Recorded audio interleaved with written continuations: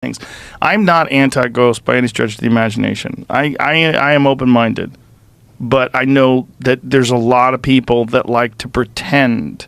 They like to pretend they have psychic powers. Oh, for sure. They like to pretend they know things. Mm-hmm. They like to pretend they've experienced things. Like I've talked to so many people that have experienced like UFOs, and I've talked to Bigfoot people that believe that they've met Bigfoot. Like there's people that pretend, but then there's also the thing that freaks me out about ghosts is that it's been a reoccurring theme throughout human history, and it seems to be connected to some horrific death.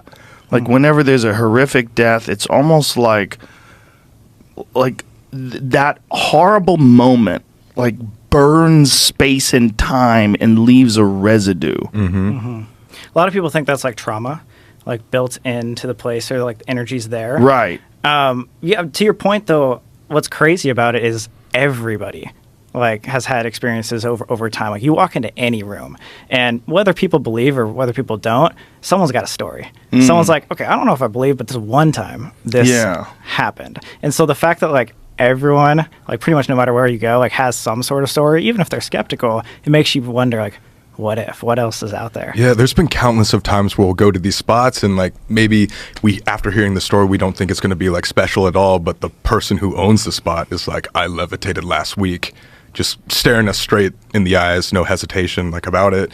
And like obviously we've never experienced something that intense with the paranormal, but having dozens of people like every place we go to say that, it's like, how do you... When someone says they levitate, just say, hey, next time, set up your iPhone. Yeah. How about film yourself levitating? Exactly. That's what I was saying. Exactly. It's like, you always look at them and be like, are you sure? Like, how? Yeah, like, what kind of meds are you on while you're levitating? Right. Yeah. Right, 100%. Have you guys ever been to the Comedy Store? No, but we were trying to. Yeah, listen, I can set that up. The Comedy Store is without a doubt haunted. If there's a place that's haunted in the world, it's the Comedy Store, because it used to be a mob nightclub, and they've murdered people there. 100%. That was Bugsy Siegel's nightclub.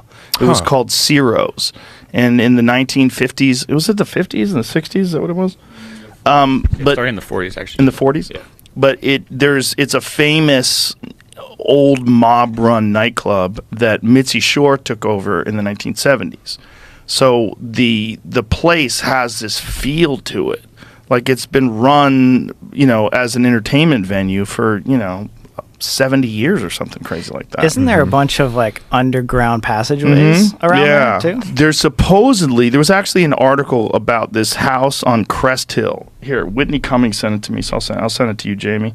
But I almost bought this house in the 1990s. In the 1990s, they were selling this house that the Comedy Store owned right above the club. Is it this one? Yeah, that's it. And that's the one that's connected to the Comedy Store? Yes, there's supposedly a tunnel, because that's right above and to the left of the comedy club.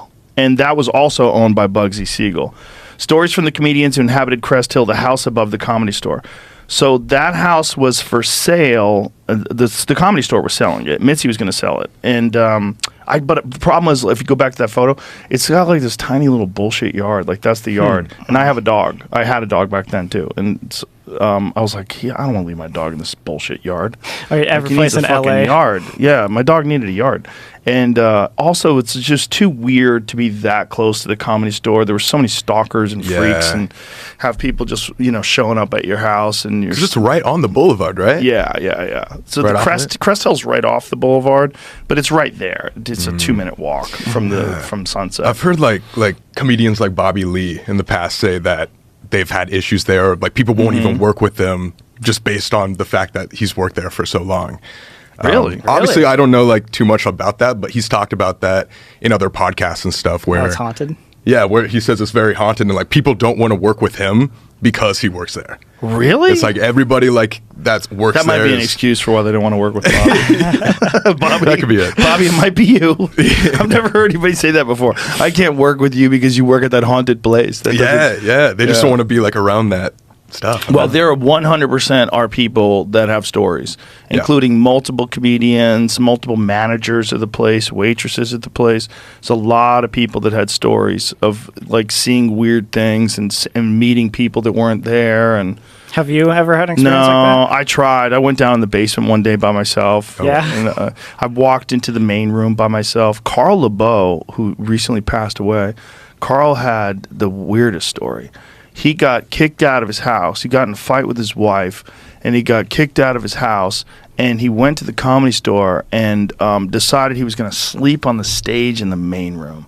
And he's like, man, you know, I'm gonna fucking make it. I'm sleeping on this stage. She's gonna kick me out of the house, but one day I'll fucking show you. And so like he's drunk and he lays down on the stage, and then he hears a door shut. And the Comedy Store main room is pitch black, right? So this is what it looks like. But that's only when the lights are on. So he's laying down and he hears a door shut, and he goes, "Hey, it's Carl. It's me, Carl. Who is that?" And then he doesn't hear shit. And then he hears chairs moving. He hears like clink, clink, clink, clink. Oh, God. And he's sitting there. He's going, what the fuck is going on? And something grabs his ankle and pulls him off the stage and onto the floor.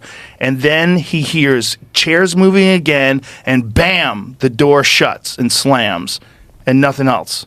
There's no one in the room. He has no idea what the fuck happened, but he told that story on stage one night. It's like he set the tone, this like spooky lighting, and it was really cool. Wait, so he got pulled by his ankle off of the stage, Off the multiple stage. feet away. Yeah, something grabbed him. He didn't see anyone.